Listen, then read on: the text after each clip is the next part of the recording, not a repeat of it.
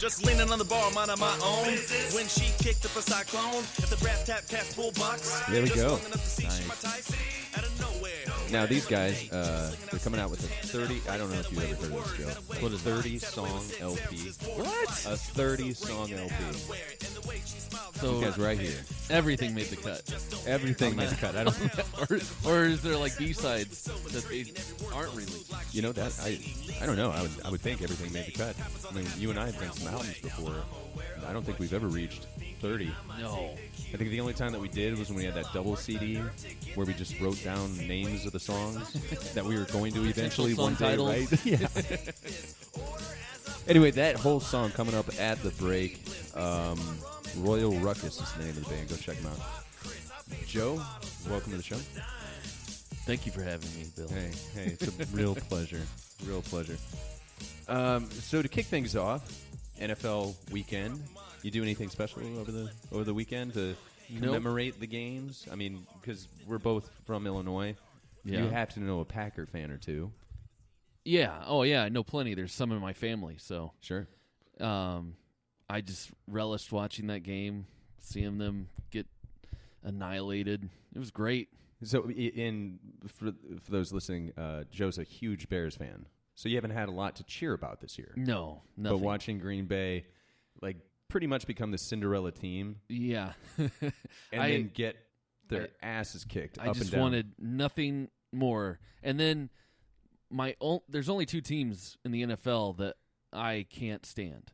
And it's the Steelers and the Packers. Oh, nice. And they both lost. And there's no chance of them going to the Super Bowl. I don't have to watch I don't have to watch and listen. And it's on Fox, too. So I don't have to listen to Joe Buck suck on Aaron Rodgers' cock over. And I mean, everything he does is like, and that's a great play by Aaron Rodgers. Right. What a pass by – it's like, all right, dude. We all watched it. And then you get Troy Aikman's, well, I'll tell you what he did there, Joe, was he rolled out to the left. No shit, he rolled out to the left. Thank that's you. hard to do with a forward momentum on the left foot like Aaron Rodgers likes to get – it's like, all right, guys. All right. Enough. We know that you think he's the best thing since – Troy Aikman. I don't know why, though. I really don't. I mean, I know that he does some spectacular stuff. All right, because now that Tom Brady's now that he's an old man, they need the new guy that they can be like, oh, this is the best guy in the world. I don't remember anybody slobbing on Tom ever. Well, they always give him his kudos. You can't argue with 4 Super Bowls, 6 appearances. I'm not saying that he doesn't deserve, but nobody. No one sits there and goes, well, I don't know if Tom Brady can handle this game. But no one does that. Yeah, but nobody talks about Tom Brady. Look at what he did here. He went all the way to the left, and on his back foot, he threw the ball across the field, across his body. That's probably because of the Belichick thing. The Rodgers is his own man. He's not paired with someone. Whereas you got the Belichick and Tom Brady. They're nothing without each other. They're everything with each other. Okay. If can one do it without the other type? There's always that question, and I guess we'll find out when Brady retires in the next couple years or whatever it will be. Yeah. But he's 38, man. He's got to go sometime.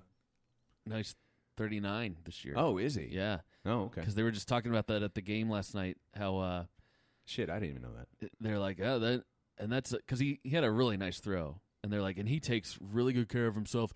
His physical regimen is unbelievable. You can't deny what he's doing here. And he's got an arm as good as his rookie year. And then the other guy goes, better than his rookie year. That's like that classic. Who was it? It was one of the douchebags. Chris Helmsworth. Yeah, it was some Monday night game, and ESPN just totally rolled with it for an entire week. But anyway, Chris Helmsworth, is it Helmsworth? Hemsworth or Helmsworth? Helmsworth. I think Hemsworth is one of those actors. Okay, the Australian guys. Oh, that's right. But you're talking about the bald guy with the goatee. No, I'm talking about the brown-haired guy that sits up in the booth with Al. Al Michaels, Monday Night Football. Oh, yeah. Bosworth, right? Or not Bosworth. Shit, I can't remember now.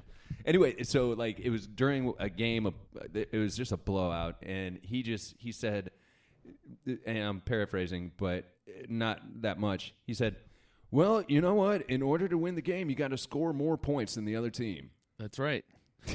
I agree. And so Dan Lebitard and Mike, they were playing that just like constantly. Yeah. And Bob and Tom even made a joke about it. But goddamn, thank you for that insight, right, Chris. That's almost the Joe Buckism. Oh, right God. there. And Joe Buck, I used to like him when he was, like calling the Cardinal games. Why? Because you're a St. Louis guy. Well, not so much anymore. But I used to like him just because I found his voice soothing. Mm-hmm. For some reason or another, and now it's just like nails on a fucking chalkboard, dude. I just want to punch the dude in his stupid face. And the other part about Joe that I love is that he's not afraid to poke fun at himself.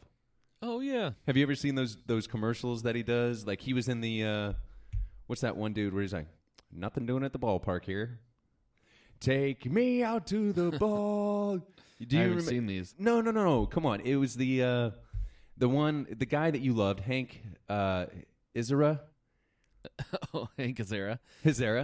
And he does the sports commentary, and then he goes home, and he finds his wife cheating on him in the kitchen. He went back for his lucky pen. Okay, I don't remember this. And he's like, "Oh, and that ball is Gonzola. Must be like the guy's balls in my wife's big, fat, cheating vagina." You don't remember this? I don't. Oh, my God. We have been over this on this show. What channel is this on? No, it's like Funny or Die or whatever. Okay. I was going to say, you can't say that on TV. And okay. No, yeah. And it was beeped out and stuff. But no, we're going to watch that. We should probably watch that live. In fact, let's go ahead and take a break. We'll be right back. We want you guys to listen to Royal Ruckus. They are a cross-genre hip-hop group, 30-song LP. Have you ever even heard of that?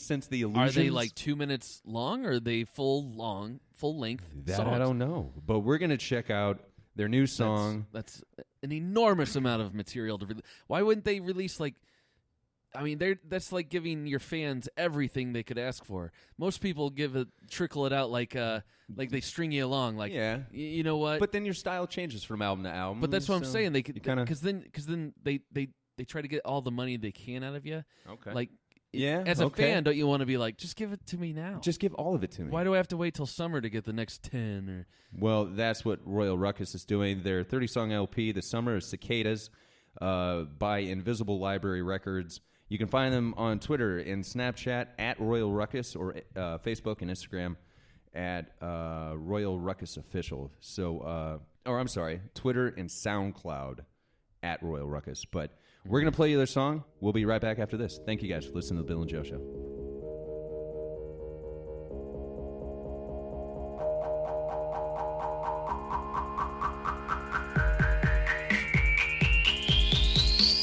Just leaning on the bar, minding my own.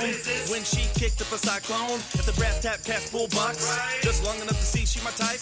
Out of nowhere, came a woman a date. She was slinging out sniffs, just handing out plates. Had a way with words, had a way with pints, had a way with 6 ounces, boarded flights. She looked so great in her outerwear, and the way she smiled had my mind impaired. She rocked that apron like she just don't care. New edition Bobby Brown, button as a flare. The satin rose, she was so intrigued, and every word flowed smooth like she was singing. Lisa, Angela, Pamela, Renee, happens all the happy hours round the way. Now I'm aware of what you do, thinking I might take the cue. Few more minutes till I work the nerve to get the digits. Hey waitress, I'm feeling butterflies every time you ask to take this order as I practice my lines. And this could be bliss. We sip on rum and coke, extra limes. Or we could pop Chris. I paid for bottle service with dimes.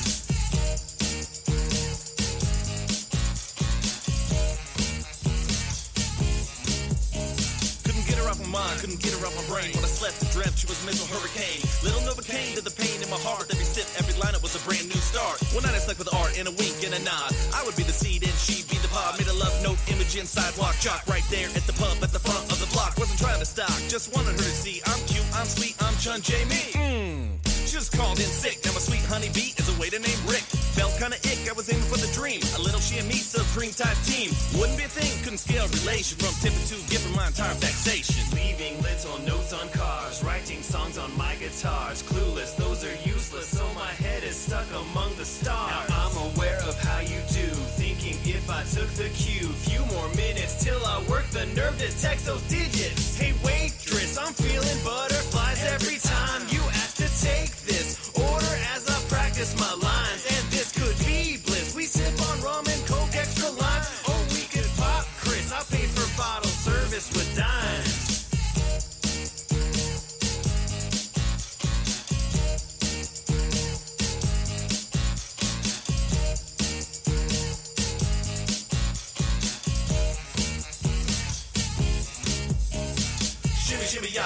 Shimmy yeah. Brought tacos to the bar on Valentine's Day. Wanted to make her smile, wanted to make her say, this love looks and sounds just like a screenplay. Quiet on the set, cause the tacos are here. She washed it down with a pint of beer. These are kinda nice, I am impressed. I said without thinking, let's be friends and kiss. Please, I'd like to try like a chance for this. Hope you hand buy beers like a modern princess. Waitress to Rucka, a few easy steps. Not how good you are, but how good you wanna prep. I fall for all the ladies working at the bars. Service taking orders, counting tips and jars. The only problem is it rarely works out. Just another guy throwing tips and tipping stouts. Swiping left or right and thinking I might switch to Sprite. Few more minutes till I work the nerve to text those digits. Hey waitress, I'm feeling butterflies every time you ask to take this order as I practice my lines. And this could be bliss. We sip on rum and coke extra limes. Oh, we could pop Chris. I paid for bottle service with dimes. Gina, Julie, Jordan, Marie. I'd like to thank you for the drinks that were free. Cassie, Connie, Brittany, Benny. How about we rent a Lamborghini? Ashley, Alexis, Erica, Katie. Like to buy each you a brand new Mercedes. Robin, Rachel, Molly, Denise. Why don't we rock and roll in a Chevy Caprice?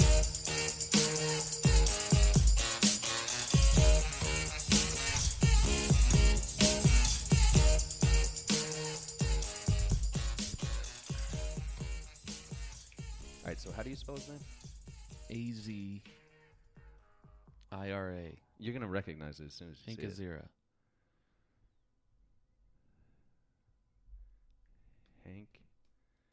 I'm sorry, what was that? A-Z-I-R-A, I think. A-Z-A-R-I-A. A-Z-I? A-Z-A-R-I-A. Oh, Hank Azaria. Yeah. And what was that? Funny or Die?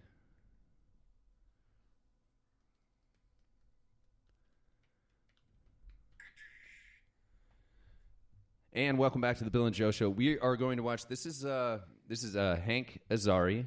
Azaria. You know, the Simpsons voice. Yeah, the guy that does all the Simpsons voice. A legend in the booth with Hank Azaria. This is brought to you by Funny or Die. Obviously, you guys can't see it, but I'm going to let you listen to it. Here we go. And that ball is well hit to deep right center field. That one is gone, but not forgotten.